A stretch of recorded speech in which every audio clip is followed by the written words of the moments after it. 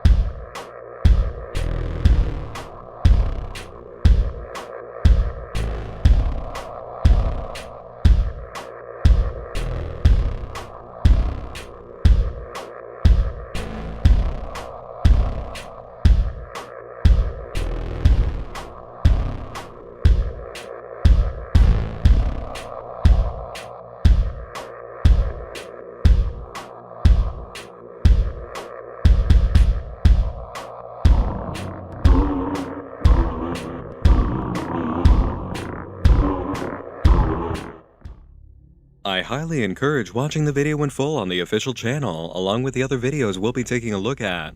For now, I just want to highlight how immensely different this video is.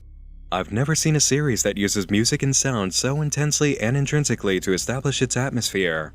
This is new territory. The music also serves as a guiding track for the image appearances, movements, and motion typography. This is more than a soundtrack. It's the vehicle for the video itself, providing atmosphere, tension, mood, and layout. I've never seen such a musically inclined series, honestly.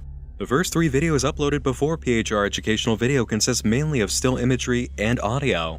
They also increased the story through use of the video description. In the first video, Pithior, we're told the music playing is coming from the apartment across from yours. In just one small move, we already have a good amount of information about our situation that also establishes story. This event takes place in an apartment building, or at least in a place with others renting rooms nearby. There's an inherent oddity involved with the apartment across from ours. Nothing too crazy, but still mysterious. Things begin to ramp up with the next video, Concrete Screams. More music playing, now with a backdrop of an apartment building with several floors. The video description reads, "Hearing a scream, a fat tenant ran out of the doorway and into the wide street. There lay a woman who had been stabbed. He called an ambulance and waited by her side. A man passed, ignoring them completely. But she screamed so hard." More story and clues to the environment around our location.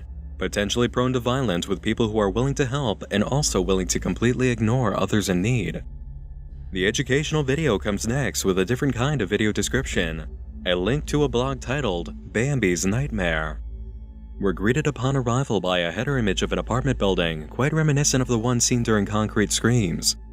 The alternative title for the blog, Imprint of the Fifth Cycle, is accompanied by a quote, "Memory is a means to control over itself alone."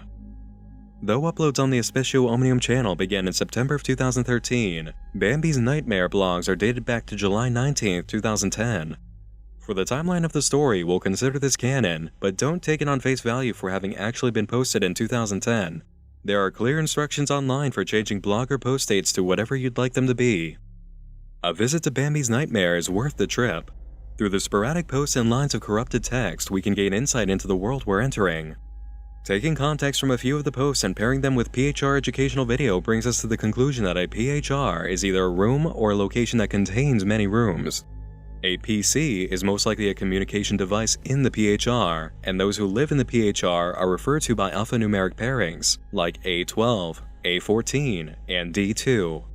We can also learn that whoever communicated over this archived message log kept in touch via radio, had access to bunkers, made sure everyone in contact was well supplied, and had preoccupations with keeping entrances to PHRs properly sealed. We can also spot a story through small details that confirm the coding.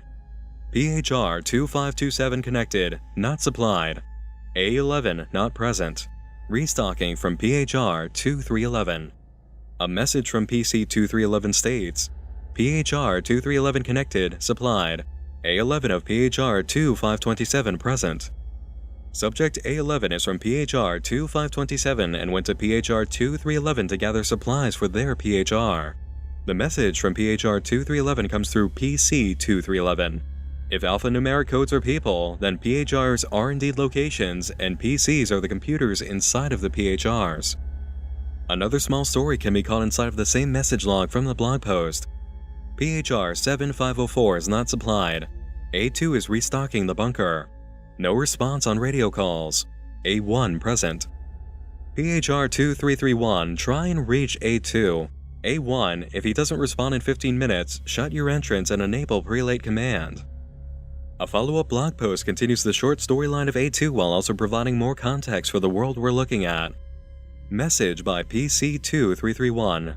We reached A2. He's on his way now. He says that the bunker was locked so he couldn't get the equipment inside. If we relocate at any point, the gas masks and rations are 7504. We knew that mentions of a bunker and supplies meant that there was a serious type of situation going on, but gas masks add a whole new context. Even more damning is the emergency message broadcast across the PC system just after this. Warning, airstrike imminent, eliminate light sources, seal windows. It's not clear if the airstrike actually occurred. PC2527 raises the question, false alarm? The next blog post continues the thread of dialogue. It seems so. PHR2527, since you are the farthest south, set your radio to 2030 kHz and update us on hostile transmissions. All emergency codes under 6 give me administrative rights by default, so I have full access to the main computer's drive. I'll search through the classified documents and post everything significant to the feed. 2527 complies, adjusting their radio. The blog has several more really interesting pieces to the story going on, told through archive transmissions by the main computer in the PHR complex, and the world building lets us know that there may be much more happening than a shelter-in-place drill during wartime.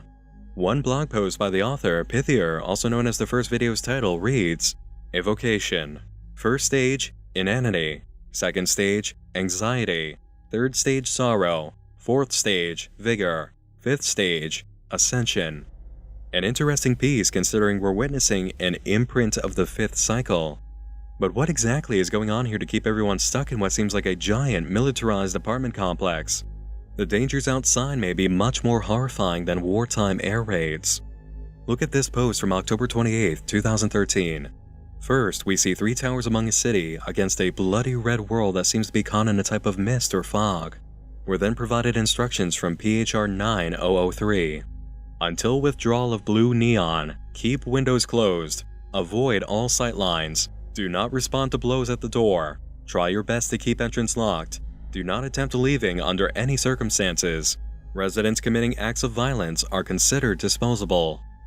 No word on what blue neon is, but the piece about violent residents becoming disposable may provide a clue to its nature, especially in light of a previously mentioned need for gas masks.